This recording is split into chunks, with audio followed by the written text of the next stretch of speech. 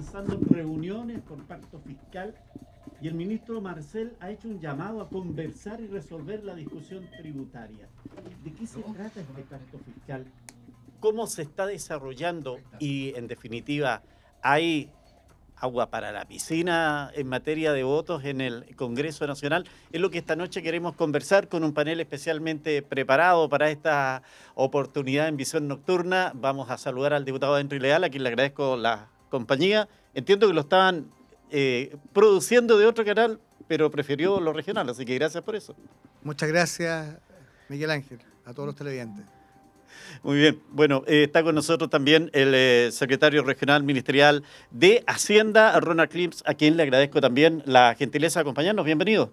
Muchas gracias, Miguel Ángel. Un saludo a quienes nos están viendo y escuchando a esta hora de la noche. Se suma al panel a través de la vía web, a través del internet, Mauricio Pauturrier, magíster en Ciencias Políticas, académico de la Universidad de la Frontera. Mauricio, un agrado en tenerlo con nosotros nuevamente. Bienvenido. Buenas noches. Buenas noches, Miguel Ángel. Muchas gracias por la invitación. Gracias a usted. Y fuera de programa, conversaba con el diputado y me dice, Mauricio Pauturrier le apuntó a mi votación, o anduvo más o menos cerca, ¿o no? Sí. Así fue. Antes de la elección en una encuesta. ¿Ah? Así fue. Así fue. Muy bien. Correcto. A ver si podemos mejorar el audio interno, porque está muy bajito acá, para poder tener el diálogo con nuestra mesa de conversación de esta noche. Saludamos a todos nuestros seguidores en el 48 Telefónica del Sur. Estamos desde Concepción a Coyhaique, en señal abierta Temuco Padre Las Casas, y también, claro, a través del fanpage, en donde usted puede participar también. Y saludar a quienes nos siguen a través de UFRO Radio, el 89.3 en Temuco, en Angol 94.1. Saludo especial a la gente de Mayeco, a la gente de la zona norte de nuestra Araucanía. Vamos en tema, hagamos un poco de contexto, Seremi de Hacienda, si podemos hacer un breve resumen de qué se trata, cuál es el concepto, cómo se está llevando adelante este pacto fiscal que la gente lo está comenzando a escuchar luego de que el presidente de la República hiciera ese anuncio. Sí, bueno, agradecer la invitación, agradecer el espacio. Efectivamente, el pacto fiscal es un anuncio que hace el presidente Gabriel Boric hace algunos días. Por mandato también, el ministro Marcel ha generado muchas conversaciones en relación a esta temática, se ha reunido con varios gremios, con varios partidos políticos que tienen representación parlamentaria. Principalmente el pacto fiscal viene a generar una respuesta a lo que ocurrió en marzo de este año, en donde se rechazó la idea de legislar la reforma al impuesto a la renta, que tenía varias aristas y que, bueno, la Cámara de Diputados y Diputadas rechazó aquel proyecto de ley. El gobierno, el presidente Boric hizo todos los esfuerzos para poder obtener aquellos votos, y lo que estamos haciendo ahora es generar una nueva discusión, porque entendemos que la ciudadanía genera y tiene la necesidad de poder dar respuesta a temas tan importantes. El segundo punto que plantea el pacto fiscal es lo que son las necesidades de gasto. ¿Por qué vamos a hacer este pacto fiscal? Eso es lo principal.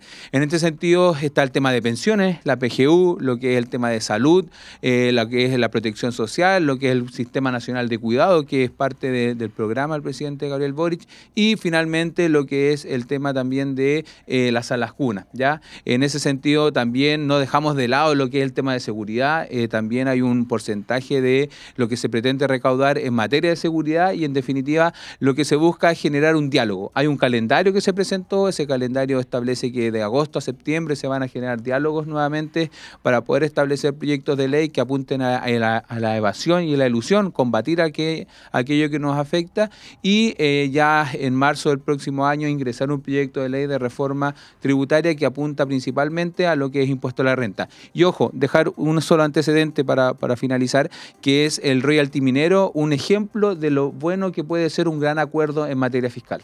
Bueno, diputado, veía que el ministro Marcel se ha reunido con diferentes partidos y anuncia para la próxima semana seguir en esta rueda de conversaciones, pero la UDI no está, o va a estar, se va a sumar la otra semana.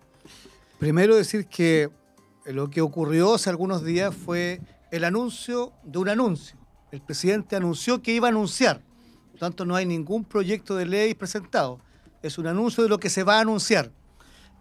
Yo no estoy de acuerdo con que sea un pacto, porque un pacto supone que haya un acuerdo. El presidente ni ministro Marcel no conversó con Chile Vamos, no conversó con nosotros, no conversó con el Senado, no conversó con la oposición, conversó con los partidos del gobierno.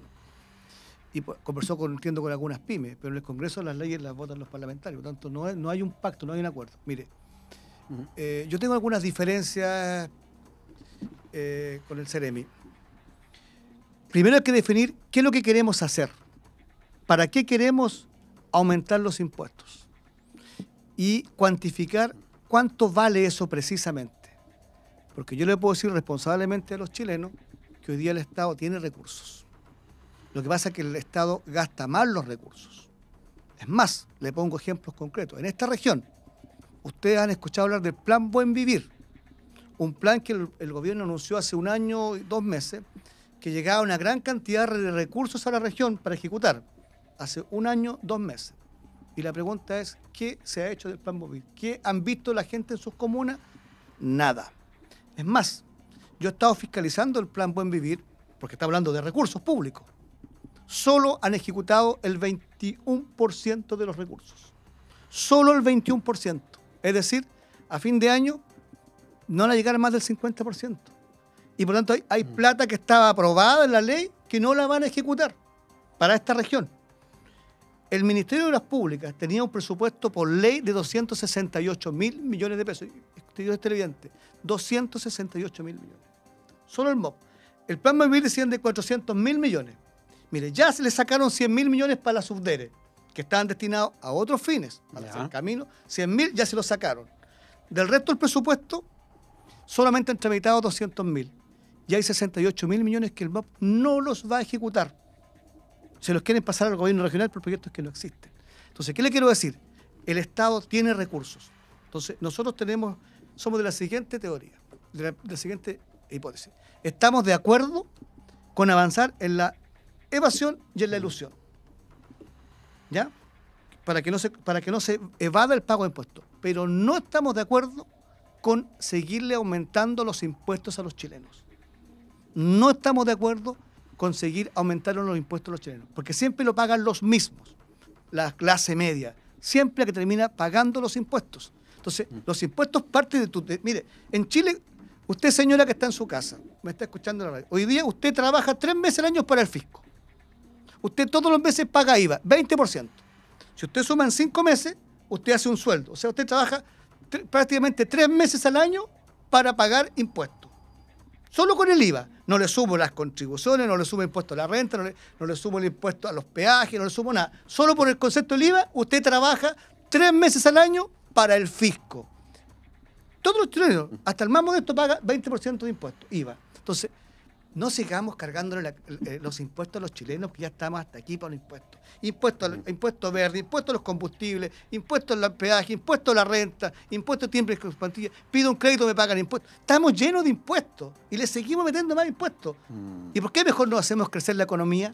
Cuando el país crece, genera, por cada punto de crecimiento, el país recauda $1.000 millones adicionales. Entonces estamos muy preocupados de subir los impuestos y no de hacer crecer la economía. Vamos a ir con eso. Me gustaría escuchar la opinión de Mauricio Torrer. En definitiva, desde su perspectiva, ¿hay pacto, existe este pacto fiscal, es anuncio sobre un anuncio?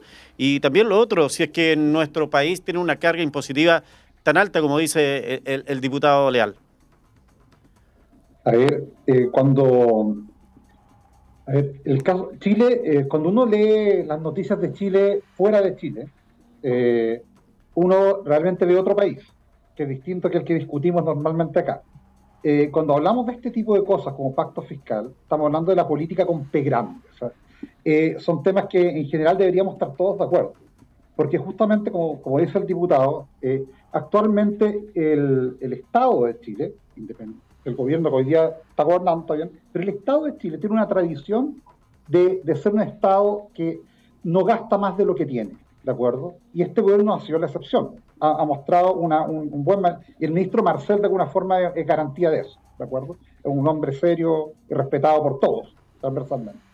Entonces, Pero efectivamente, las demandas ciudadanas que existen, no hay que olvidarse todo lo que pasó hace poco.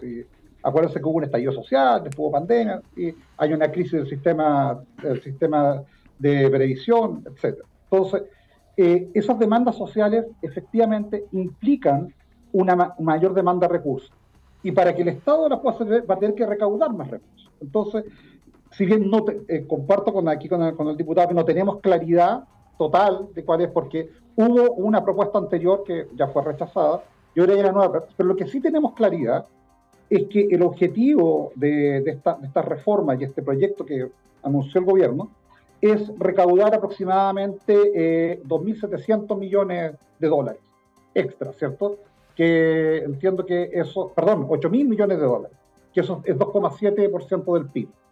Y que en una primera etapa sería 1,5% del PIB, ¿de acuerdo? Y es necesario hacer esa recaudación, porque esa recaudación justamente es la que va a permitir financiar estas demandas sociales existentes y sin caer en déficit.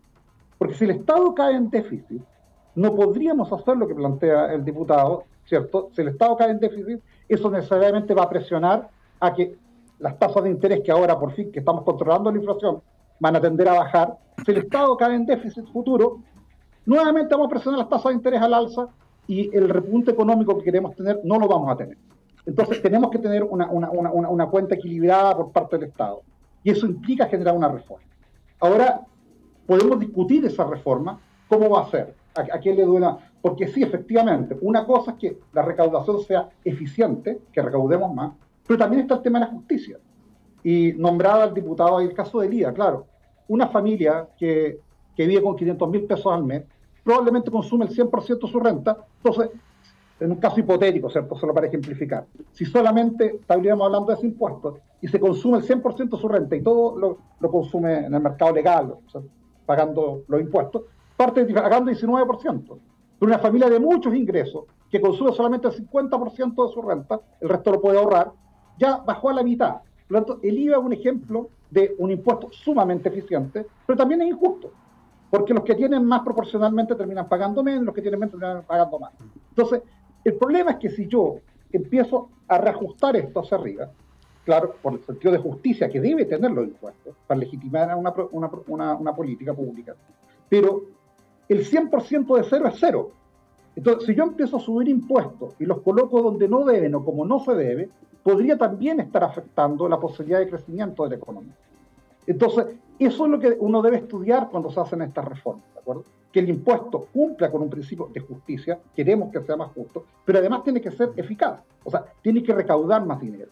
Entonces, creo que el anuncio que hizo el gobierno, no podría alguien no estar de acuerdo con eso, porque el anuncio del gobierno dice, queremos eliminar disminuir la elusión, porque recordemos que ilusión y evasión son cosas distintas. Evasión es un acto ilegal, derechamente, donde debe ser perseguido con cárcel, ¿de acuerdo? Como la ley lo mandata.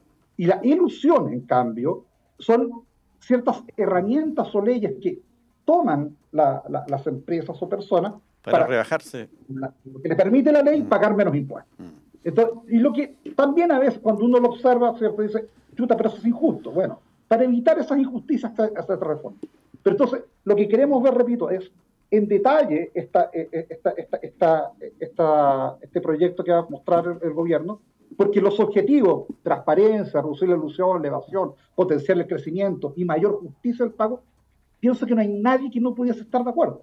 Así como nadie podría no estar de acuerdo en que si tenemos mayores demandas sociales, que si el Estado va a tener que gastar menos, tiene que recaudar más, porque se tiene gastos permanentes, ingresos permanentes, y esos ingresos permanentes van a venir de los impuestos. Por lo tanto, creo que ahí no debería haber discusión. La discusión debería estar en cómo se va a hacer esta nueva reestructuración, hacia dónde van a ir estos nuevos impuestos y esta forma. Y si es lo mismo que lo anterior, claro, ahí uno dice, bueno, si anteriormente ya fue rechazado, ¿qué ha cambiado que podría ahora ser aprobado? Pero no pienso que no debería ser lo mismo que lo anterior. Bueno, Seremio, usted estaba ahí bastante inquieto y consultarlo. Tal vez sería y después de todos estos diálogos que se va a tener, a lo mejor encontrar para qué subo impuestos, pero impuestos dirigidos, es decir, subo impuestos para pagar, por ejemplo, la deuda histórica del profesorado, ¿Eso no está tampoco considerado hasta el momento? No, nosotros tenemos, a través del equipo económico del gobierno del presidente Boric, hemos establecido 4 áreas de trabajo, o de necesidades, mejor dicho. Como lo planteé, primero están las pensiones, es decir, aumentar de los 200.000 a los 250.000 la pensión garantizada universal. Todo lo que es la protección social, que representa cerca de $1.000 millones al año, que es el Sistema Nacional de Cuidado, es decir, todas estas personas que por muchas razones no han podido salir al mercado laboral porque tienen que cuidar un familiar, porque tienen una persona enferma en su casa, y por lo tanto hay que reconocer esa labor. Nosotros queremos reconocer esa labor como gobierno del presidente Boric. Y lo otro es las salas cunas, ya eliminar algunas restricciones, porque creemos que en definitiva el mercado laboral, que no ha podido recuperarse producto de la pandemia, uno de los grupos que más se vio afectado fueron precisamente las mujeres de nuestro país. Y en ese sentido, lamentablemente hay un sistema cultural en donde la mujer todavía sigue teniendo un rol muy preponderante en el cuidado de los pequeños, de niños, niñas y adolescentes, y por lo tanto ahí hay una labor que hacer. Y finalmente el tema de seguridad, que es todo lo que es el fortalecimiento del Servicio de Impuestos Internos, de aduanas, todo lo que es la fiscalización, inteligencia económica para poder generar mejor recaudación. Y el tema de salud, que es pasar de los 10.000 per cápita, que hoy en día 10.000 pesos per cápita que tiene el sistema de salud primaria, a 12.000 como mínimo, ¿ya? Y esos son cerca de $2.500 millones al año, ¿ya? Ahora, el diputado planteaba que un pacto, tiene que haber acuerdo, tiene que haber conversación, tiene que haber diálogo. En ese sentido, nosotros como gobierno hemos hecho ese diálogo, hemos generado más de 33 reuniones, el ministro lo ha realizado con diferentes organizaciones, efectivamente con APIME, la CPC, pero también con diferentes partidos de las bancadas opositoras. Bópoli, de la Democracia Cristiana, han estado participando, han entregado sus propuestas al ministerio para poder establecer las documentaciones para generar un proyecto de ley, por ejemplo, para la evasión, para la elusión y también lo que es el impuesto a la renta. Hay recordar que, por ejemplo, el proyecto de ley que se discutió durante el año pasado establecía que el aumento del impuesto, la modificación en los tramos de aumento de impuestos eran para personas que tenían ingresos sobre 4 millones de pesos, es decir, personas que necesariamente tenían ingresos altos en nuestro país, y no es a la persona que gana 1 millón, 2 millones ni 3 millones por su trabajo, sino que la modificación de los tramos eran para personas sobre 4 millones. Eso también está en conversación. Efectivamente, nosotros estamos generando discusiones con diferentes bancadas, diferentes miembros del Parlamento y también con organizaciones de la sociedad civil para mejorar ese tipo de instancias. Saludo muy especialmente que la bancada de la UDI esté, o particularmente el diputado esté de acuerdo con evitar y mejorar los instrumentos para la evasión y elusión, porque efectivamente ahí van a haber estudios que se van a realizar. Nosotros, y el ministro lo planteó en el anuncio, se van a generar en 45 días un estudio por parte de la OCDE para analizar los presupuestos, dónde poner los énfasis, y por otro lado se generó una comisión de expertos, ¿ya? Una comisión de expertos para poder generar cuál es el espacio fiscal que nosotros tenemos de crecimiento, para poder generar insumos en la discusión parlamentaria y que no sea una discusión de trinchera, ¿ya? En este sentido, el comité de expertos está compuesto por exministros de Hacienda, expresidentes de Banco Central, exdirectores de presupuesto, y en ese sentido son de los gobiernos de los últimos 30 años, ¿ya? Es decir, no es de un lado o de otro, sino que es un comité de expertos bastante equilibrado y que claramente tiene las competencias para poder generar ese tipo de documentaciones. Antes de preguntarle, diputado, si es que esto último, este comité técnico de expertos, le da confianza respecto de este pacto que pretende llevar adelante el gobierno. Ya me dijo por qué no está de acuerdo con esta iniciativa del gobierno. Díganme, ¿en qué condiciones ustedes sí estarían dispuestos a llevar un mejor presupuesto para que el gobierno pueda transitar en su tiempo que le queda? Le respondo, pero me quedo pendiente de lo anterior. Nosotros creemos que el Estado tiene que tener más recursos para satisfacer las necesidades, pero también el Estado tiene que gastar los recursos y gastarlos bien, eficientemente. El último año han entrado miles de funcionarios públicos pagados por todo el chileno al Estado, miles, como asesores. Entonces, eso demanda mucho recursos. Entonces, yo siento que el Estado gasta mucho en cosas que no son relevantes para las personas. Nosotros creemos que los recursos tienen que llegar donde realmente se necesitan. Y tenemos una diferencia con el gobierno de fondo.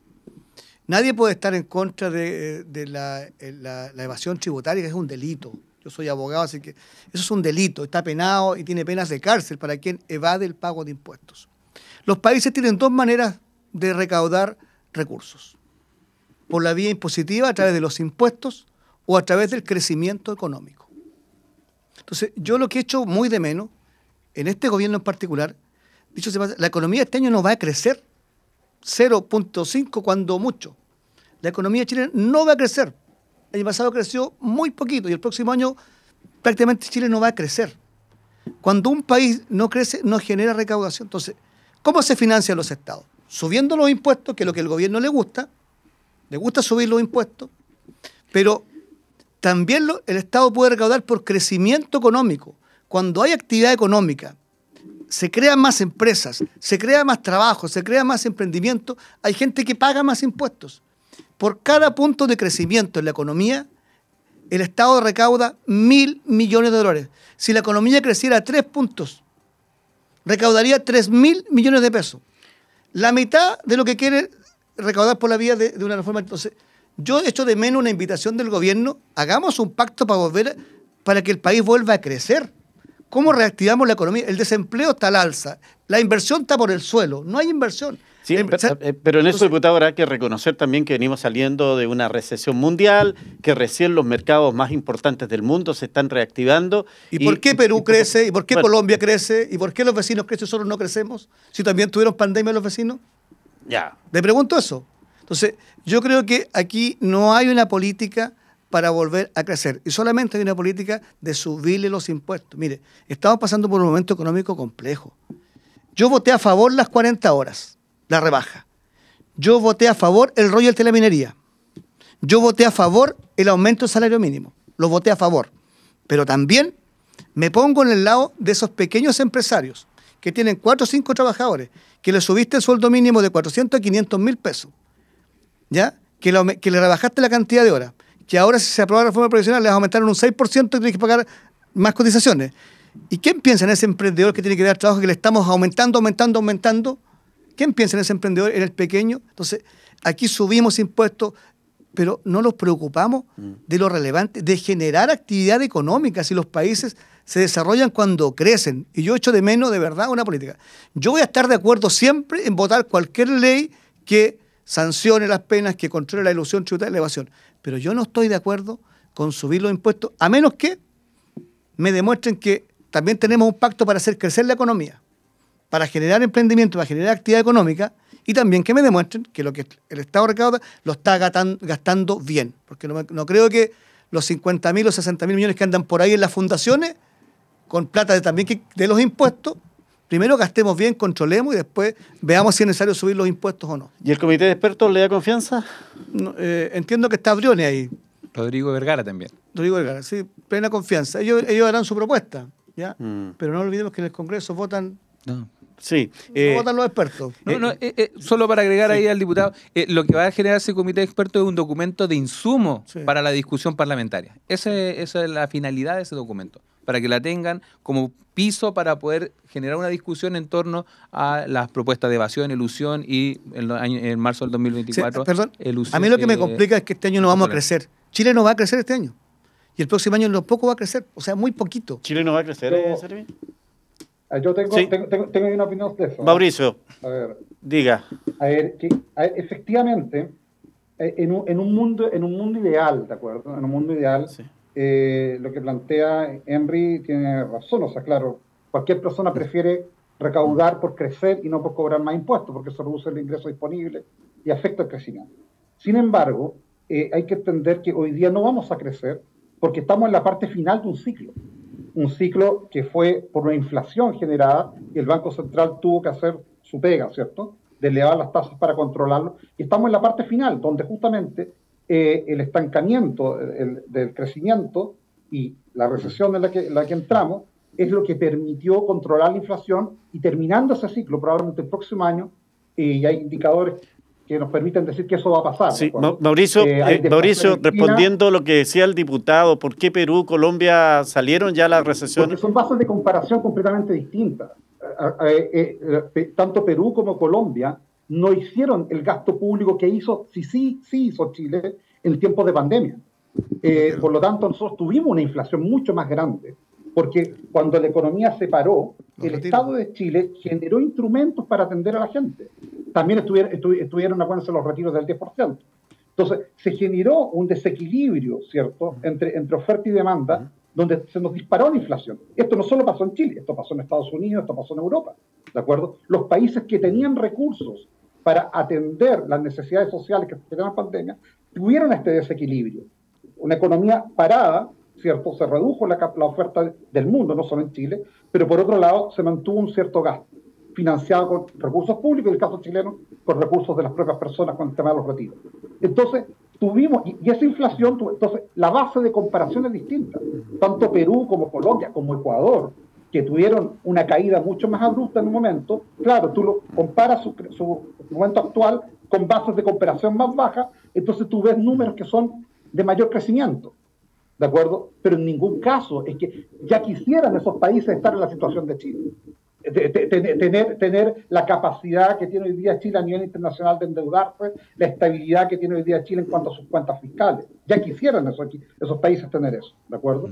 Entonces, no es válida esa comparación. Entonces, efectivamente, estamos en un periodo que estamos terminando un ciclo, pero esperamos, dados los indicadores internacionales que hoy día tenemos, que China, repito, tuvo deflación, por lo tanto su Banco Central, las tasas se van a mantener hacia la baja, Estados Unidos está controlando la inflación, también deberíamos esperar que las tasas se mantengan o bajen. Entonces en esos países, en el ingreso mundial, se reactive el crecimiento, lo que va a favorecer nuestra exportación a futuro. Entonces podríamos esperar que el año 2024 sea un buen año, o un año mejor que este. Pero para que eso ocurra, tenemos que seguir manteniendo los equilibrios fiscales, y para que eso ocurra, no podemos gastar más de lo que tenemos. Entonces, la reforma tributaria en este escenario es necesaria.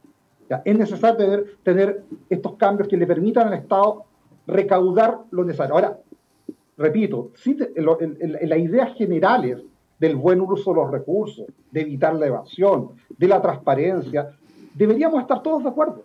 Y me parece excelente que exista el comité, porque ahí deberían también estar todas las opiniones de los expertos porque esto es una política de Estado, esto trasciende al gobierno de turno.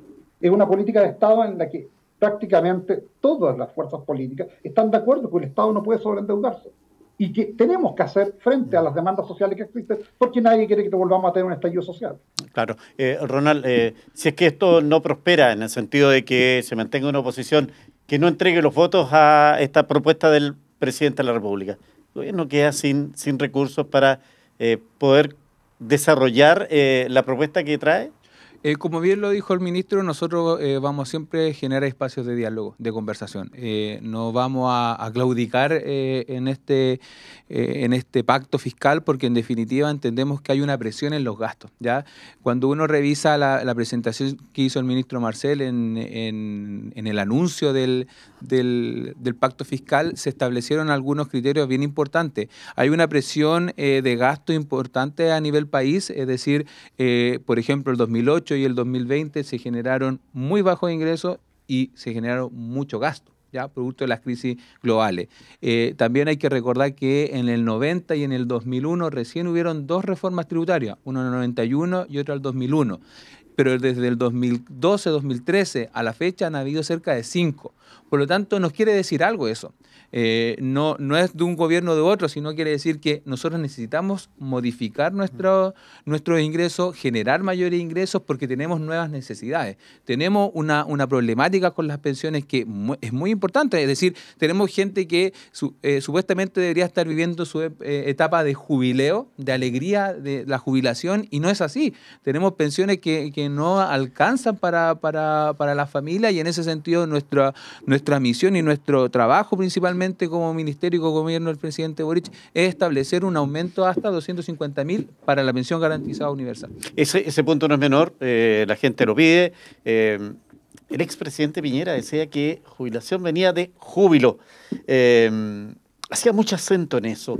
¿Y cómo podemos entonces darle la dignidad, darle el júbilo a quienes han dado toda su vida en el trabajo si es que tienen una pensión mísera al término de su jornada? El año 2018, ¿usted sabe cuánto era la pensión? Ese tiempo no se llamaba PGU, se llamaba pensión garantizada. No, se llama Pilar Solidario. Pilar Pilar Solidario. Solidario. El año 2018 el Estado de Chile invertía 1.800 millones de dólares en pensiones. Ya. La reforma del presidente Piñera fue la reforma más importante en materia de pensiones en la historia de Chile. Se pasó de 1.800 a 6.200 millones de dólares actualmente que se invierte en la PGU. Se pasó de pensiones de 90.000 pesos, de 93.000 pesos, porque eso es lo que se pagaba, hoy día 206.000. La PGU fue el instrumento más eficaz para aumentar pensiones. Ese piso mínimo, de que hoy día son 206, nosotros queremos aumentarlo a 250 e hicimos una propuesta. Yo fui parte activa de esa propuesta, la trabajé con el diputado Lavé y con la economista Michelle Lavé y también con Alejandro Weber de la Universidad del Desarrollo. Trabajamos esa propuesta con números para subir PGU ahora rápido y no esperar 2 o 3 años más. Y dijimos cómo la podíamos financiar, cuánto costaba. Cuesta 0.6 puntos el PIB, subir eso cuesta. Y dijimos cómo se podía financiar. Queremos subir pensiones rápido. Si la diferencia que tenemos con el gobierno es un tema de fondo. Primero, hagamos crecer la economía. Si creciendo la economía también se recauda. Tenemos hoy día tasas de desempleo de 8,5%. 8,5%. En mujeres estamos casi en el 10% en mujeres. Y estamos preocupados de eso, ¿no? Entonces le seguimos subiendo los impuestos, subiendo impuestos. Bueno, ¿y quién se preocupa de generar más empleo, más trabajo?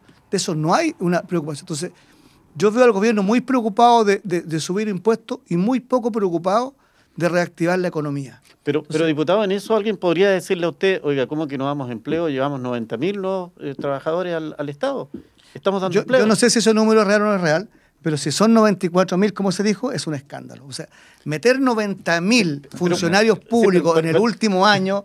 Perdóneme, esos son 1.500 millones de dólares. Sí. Entonces, es una locura. Yo creo que son menos, no puede ser tanto. Pero en definitiva, ¿es el gobierno el que tiene que dar trabajo, Ronald? No, nosotros estamos apuntando y hemos generado varias políticas de reactivación económica, de generar crecimiento. Cuando el diputado habla de el aumento al salario mínimo que él aprobó y que yo creo que todas las personas que tienen... No todos votamos a favor. No, pero que usted votó a favor. Eso dije, que usted votó a favor.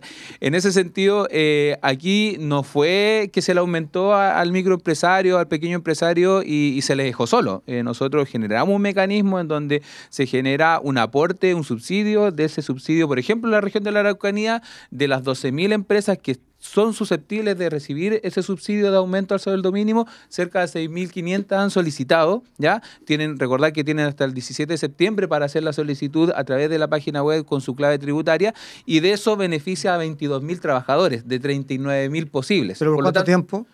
Claro, es un apoyo, es un subsidio que tiene... ¿Pero por cuánto tiempo es eso? Son 7 meses, 8 meses. Ya. Sí, no, eso es verdad, porque efectivamente lo que tiene que hacer la microempresa, el pequeño y el mediano empresario, es hacer un balance en su estructura de costo, porque claramente va a generar un aumento. Y también digamos cuánto es el subsidio. No, va diferenciado a través de... ¿Cuánto es? Buena pregunta, ¿cuánto es? Los menores creo que son 14.000 por trabajador, y la que recibe más, que son las microempresas, 32. son 55.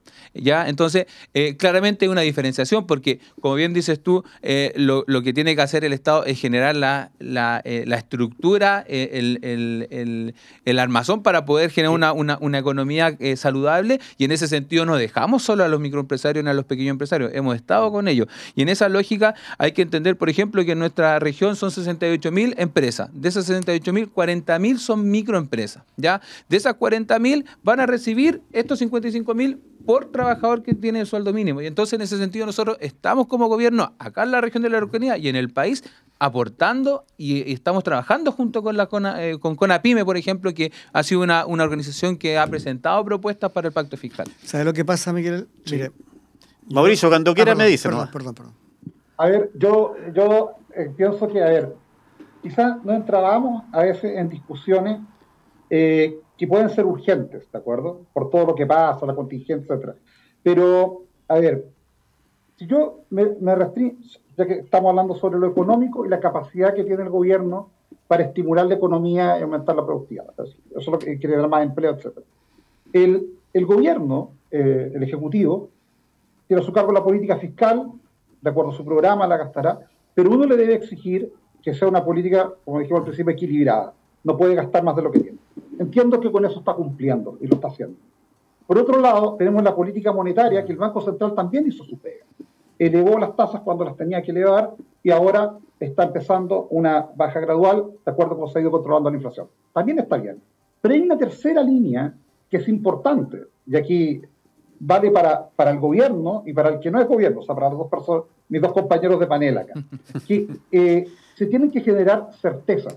Cuando yo estoy hablando de inversión, de atraer inversión, sí, los subsidios son importantes, pero yo hago inversiones de largo plazo.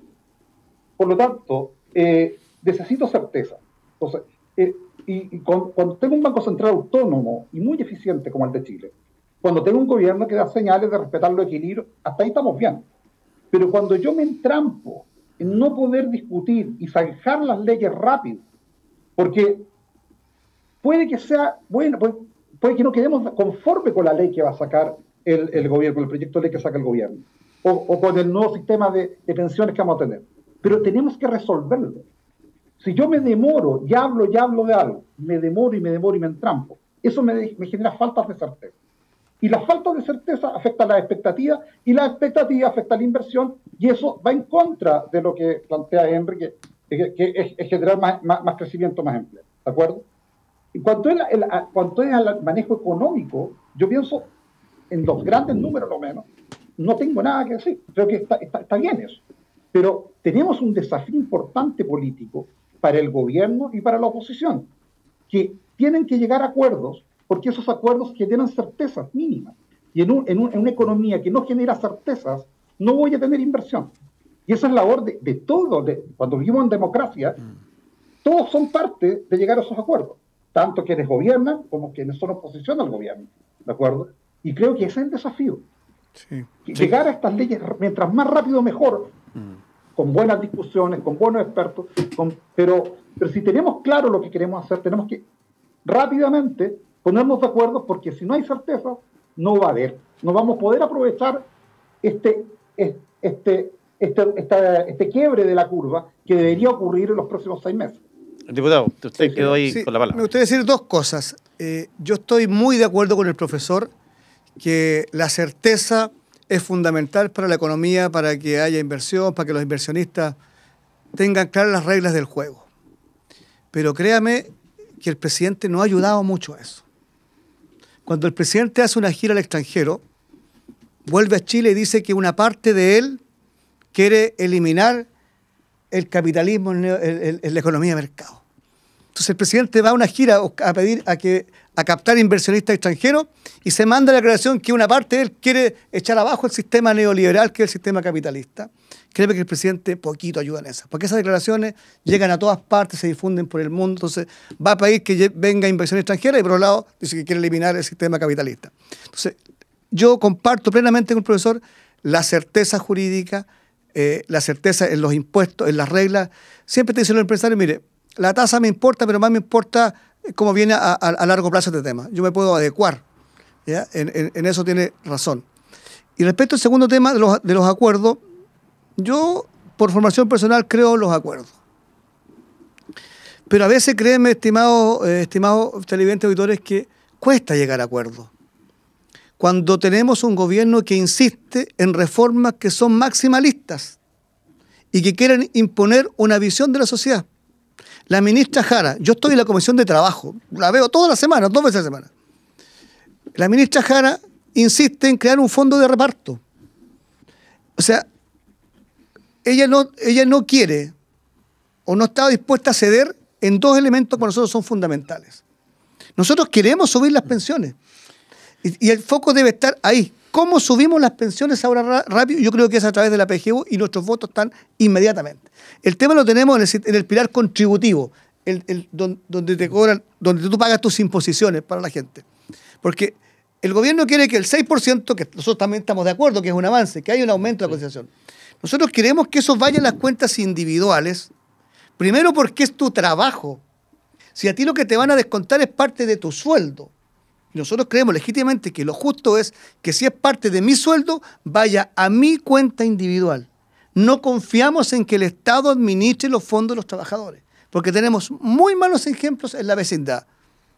Argentina, le pongo un ejemplo aquí al ladito. Cuando hay un problema económico, le mandaron el corralito a los fondos de los trabajadores. Entonces, no confiamos en que el Estado tenga la administración de los fondos de pensiones. Creemos en la libertad. Mire, tan simple como que usted, cuando le descuente su 6%, su 16%, que yo decida dónde se va. Si alguien quiere que se lo administre el Estado, bueno, lo pondrá con una AFP estatal o con un organismo estatal, él decidirá.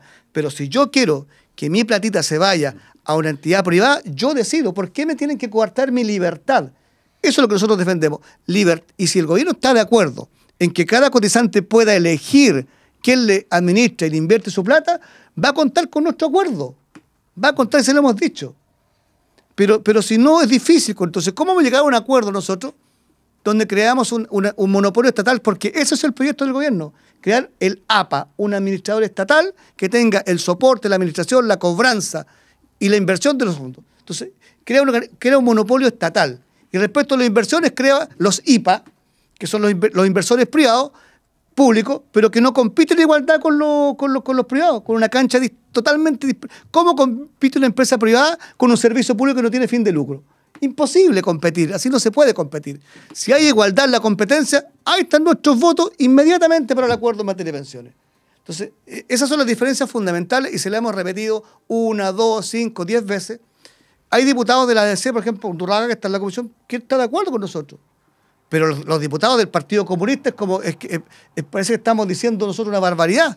Dicen, no, va a seguir todo privatizado. No, libertad para cada persona y subamos la PGU ahora. Nuestros viejos, digo nuestros viejos con cariño, nuestros adultos mayores, esperan de nosotros que le subamos las pensiones y que cortemos el deseo. Disculpe la palabra, que cortemos la tontera, subamos las pensiones, pongámonos de acuerdo. Si el plato hoy día no es cuánto cuesta y si falta, financiémosla rápida con la evasión, con lo que sea y subamos las pensiones ahora ya y no sigamos con la pelea política porque no se merecen que nosotros sigamos en eso. Cuando escuchamos al diputado Leal, pareciera que las distancias no son tan grandes. Se ha escuchado de parte del gobierno que de pronto la oposición y particularmente republicanos y la UDI están privando la sal y el agua. ¿Cuál es la sensación que tiene usted? Sí, yo creo que aquí hay que rescatar lo que plantea Mauricio en el sentido de la certeza. ¿Ya? Yo creo que aquí la certeza jurídica, la certeza a los inversores es algo relevante si queremos precisamente generar crecimiento. ¿Ya? Y una certeza no te la da estar discutiendo cada 3 años una reforma tributaria. ¿Ya? Y es lo que ha ocurrido en los últimos 8 o 9 años. ¿Ya? Si uno analiza, y eso es bien gráfico lo que ha hecho el equipo económico del presidente Boric, establecer el 91 se generó una reforma, el 2001, y después llevamos 4 o 5, incluida la del presidente Piñera, en donde se establece la PGU, porque en definitiva eso va cambiando las reglas del juego. Entonces, ¿por qué nosotros llamamos pacto fiscal para el desarrollo? Porque el pacto fiscal lo que genera es certeza. Es certeza para el inversionista, es certeza para la persona que no está viendo ahora en su casa, es certeza para el adulto mayor, porque en realidad nosotros generamos este acuerdo porque tenemos las necesidades de gasto ya establecidas. No se van a generar necesidades de gastos nuevas, no es que nosotros queramos aumentar los impuestos o generar cualquier tipo de ingreso porque se nos ocurrió hoy día en la mañana, no. Hay necesidades que nosotros a través de los diálogos sociales para la reforma tributaria que se hicieron el año pasado se establecieron.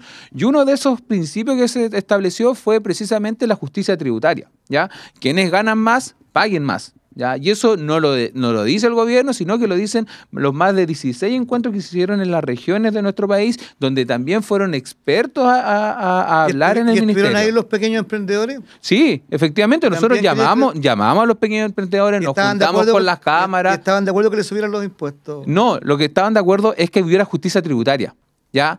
Por ejemplo, algo que nos ocurre y que ya escapa un poco de la discusión, pero que lo pongo porque lo he trabajado en en mis trabajos anteriores, es lo que ocurre con los impuestos territoriales. O sea, tenemos empresas que pagan sus tributos no acá en la región, sino que en Vitacura, la Dehesa, Las Condes. Entonces, estoy de acuerdo con eso. ahí tenemos un ejemplo en donde ahí no hay justicia tributaria, ¿ya? Pero lo que nosotros hemos establecido dentro de los diálogos sociales es que la gente está de acuerdo con que quien tenga mayores ingresos haga un esfuerzo más.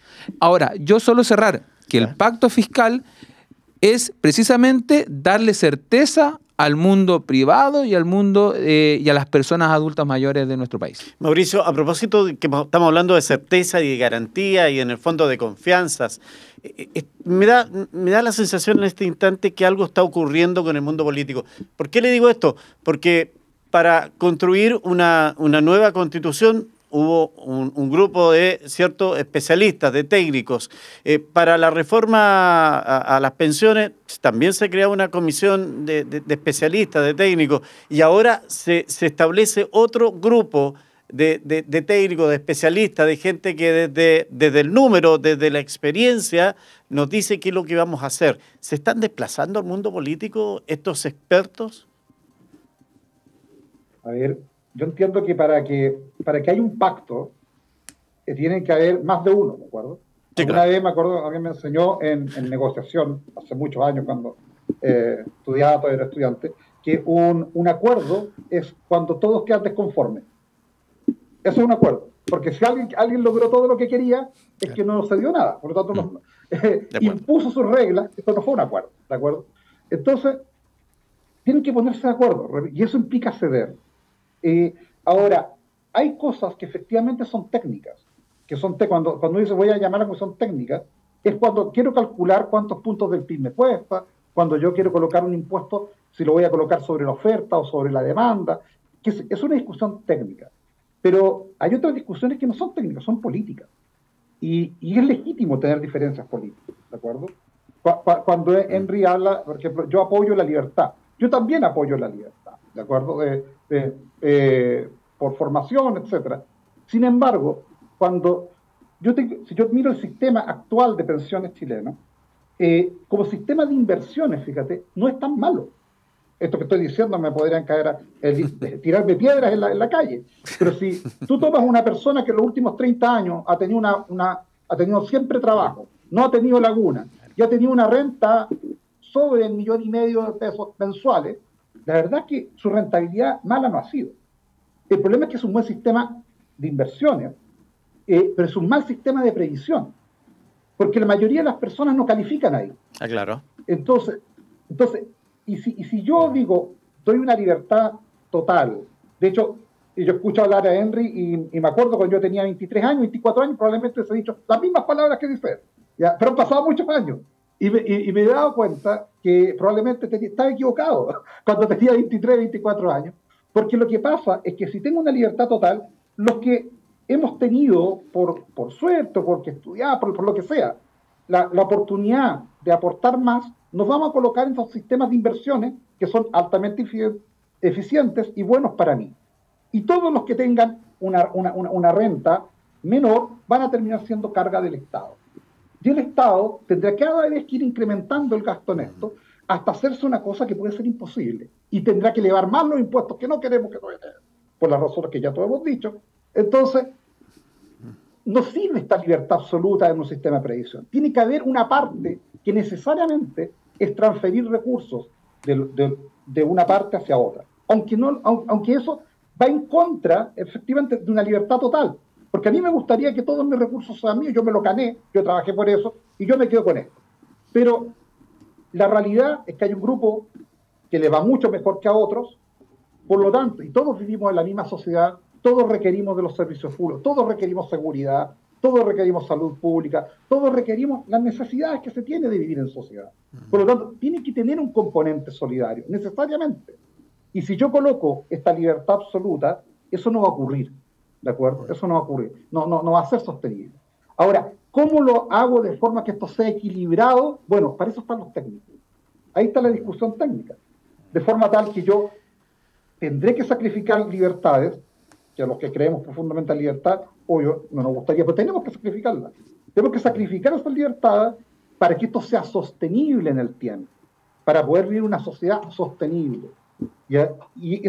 Pero tiene que sacrificarse las libertades para justamente poder transferir los recursos y hacer un sistema de previsión que funcione. Porque el que tenemos actualmente, de verdad, no es un sistema que funcione. Le funciona a los que hemos tenido 30 años buenos, bueno, está bien. Bien, pero a los que no lo han tenido, que son la mayoría, no les funciona este sistema. Sí. Y por eso es necesario cambiarlo. Sí, me quedan los últimos 10 minutos de programa ya.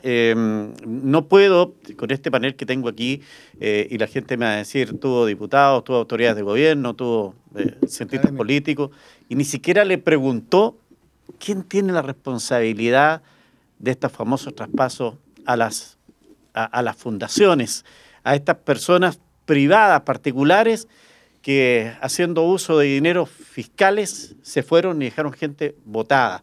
¿Qué responsabilidad tiene el Parlamento? Bueno, ¿quién? ¿Quién parte primero aquí?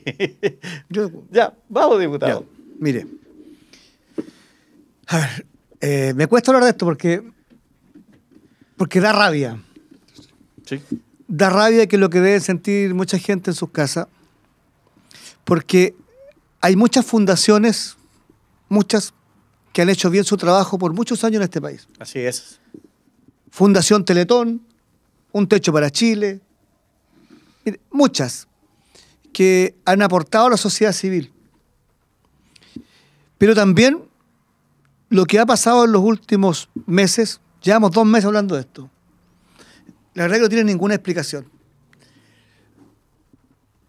Lo que más indigna es que se crearon fundaciones hace 2, 3 meses,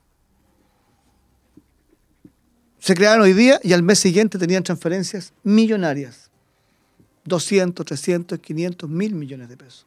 Se crearon ¿Y hoy sin día garantía? Y al mes siguiente tenían. Y esto que explotó con Democracia Viva, porque así explotó en Antofagasta, una fundación que se creó sin ninguna experiencia, con una diputada, con su jefe de gabinete, que después fue Ceremi y que después le traspasaron una función de su pareja, relaciones sentimentales.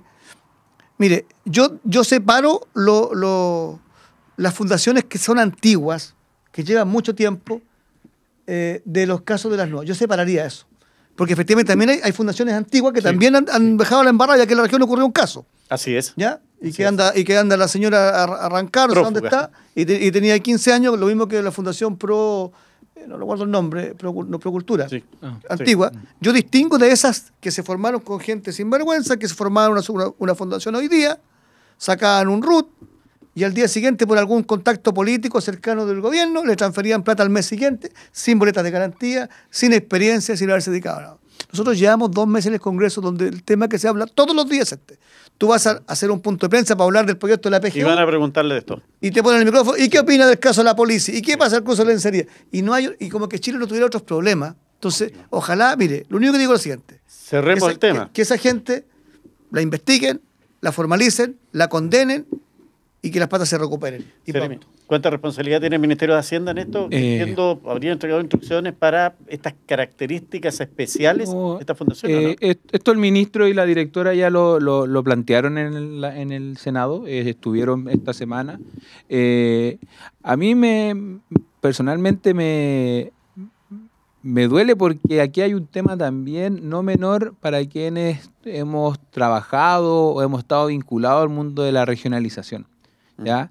Los gobiernos regionales que hoy en día, a pesar de que apareció algo en el norte y terminó rebotando acá en el sur, generó varias complicaciones a algo que parecía que lo más difícil iba a ser la cohabitación de 2 signos políticos entre el gobierno central y el gobierno, por ejemplo, acá de la Araucanía, que es lo que más se cuestionó cuando se generó este proyecto de los gobiernos regionales electos popularmente. Parece que eso no fue tan así, ya no fue una problemática que hubiera un signo político distinto al nivel central, sino que qué pasaba con la fiscalización de los recursos, ¿ya? Y ahí, para quienes, como lo planteé en un inicio, buscamos que las regiones tengan mayor autonomía, duele. duele ver cómo los gobiernos, algunos gobiernos regionales, no todos claramente, pero algunos gobiernos regionales han tenido que traspasar recursos a fundaciones que no han sido capaces de dar respuesta a soluciones para la ciudadanía, que eso es lo peor, ¿ya? Pero aquí derechamente hay dolo, hay gente que se ha aprovechado de esto, Mauricio, y que sin duda, como lo dicen acá, es un tema que en algún momento hay que cortarlo, hay que encontrar responsables y permitir que se siga adelante el país. A ver, yo aquí creo que estamos todos de acuerdo en esto. Yo, por temas laborales, ¿cierto? Yo trabajo, con Miguel Ángel sabe, tengo relaciones de trabajo con Ecuador, aunque es un país que hoy día está sobre una tremenda crisis de seguridad y de todo tipo. Y cuando yo trabajo allá con ellos, normalmente me sentí siempre muy orgulloso de presentar a Chile como un país mucho más honesto, donde las instituciones funcionan mucho mejor que en el resto de América Latina. Y claro, cuando pasan estas cosas a uno le duele porque quedamos todos mal, todo el mundo queda mal. Pero yo separaría aquí lo que es los actos efectivamente delincuenciales, que a mí ni siquiera me interesa de qué partido son las personas que están ahí. Porque los actos delincuenciales son delincuenciales. No tienen color político. Y como decía el presidente Lagos, las instituciones deben funcionar. Y ahí deben ser sancionados y ser perseguidos. Y la labor de la política es justamente evitar que estas cosas puedan ocurrir. ¿Cómo perfeccionamos los mecanismos de asignación de recursos, de seguimiento, etcétera, etcétera? ¿De acuerdo? Pienso que ese es el desafío político, porque Chile tiene un patrimonio de credibilidad en cuanto a sus instituciones. Y este tipo de cosas lo degradan y nos afecta a todos. Por lo tanto, creo que ahí no debería haber una segunda mirada. Hay una sola, que es que hay que combatirlo y cortarlo de raíz. Y al mismo tiempo trabajar para generar las condiciones que esto no vuelva a ocurrir. Perfecto. Bueno, Mauricio, agradecerte como siempre voy a darle el tiempo de despedirlo, agradecer a Mauricio la gentileza de estar con nosotros y en cualquier instante nos reconectamos para seguir hablando de esto y otros temas. Gracias. Saludos a todos que están ahí. Chao, Mauricio. Te bien, Mauricio. Muy bien. Diputado, usted quería... No, lo que sí es que esto al final va a afectar a la regionalización. Porque ya en el Congreso hubo un proyecto de resolución que se votó de paralizar cualquier traspaso adicional a los gobiernos regionales. Y se votó por amplia mayoría, mientras no se resuelven los temas de probidad en todo Chile. Entonces que se traspasen más facultades para los gobiernos regionales, va a ser muy difícil que este Congreso apruebe más facultades. Muy difícil, con lo que ha pasado. Entonces, estos temas de corrupción va a afectar a la regionalización con toda seguridad, y eso es lamentable porque quienes vemos las regiones queremos más facultades en las regiones, más atribuciones, y que no todo se resuelva en Santiago, no es Chile. Sí, no hay duda, es un punto que no es menor porque claramente ya están apareciendo voces en el sentido de cuestionar, entregarle atribuciones a los gobernadores. ¿Para qué dicen? Para que se pierda la plata. Bueno, vamos a ver qué pasa. Pero ojo, ¿Sí? Quien fiscaliza los gobiernos regionales son los consejeros regionales. Bueno, hay que ver también ahí qué pasa. Gracias, diputado. Muchas gracias a usted, a UFRO Medios por la invitación, y que tengan un buen fin de semana. Bueno, Seremi, agradecerle también la gestión de estar con nosotros, de acompañarnos en esta visión nocturna en un tema tan importante y cumpliendo una misión nuestra, más allá del debate, del diálogo. Nos interesa educar sobre un canal universitario y llegar a la gente respecto de estos temas que son determinantes también para su bolsillo. Sí, bueno, agradecer a quienes nos están viendo, a quienes nos están escuchando también, agradecer el espacio. Creo que ha sido un debate bastante enriquecedor y esperamos que este mismo debate se dé en el Congreso. Así que... Muy bien, agradecer a ustedes que han estado con nosotros. Recuerde que el domingo a las 14 horas se retransmite este espacio a través de UFRO Radio en Temuco y en Angol. Y bueno, sigue en nuestras redes este espacio de visión nocturna. Muchas gracias y hasta la próxima.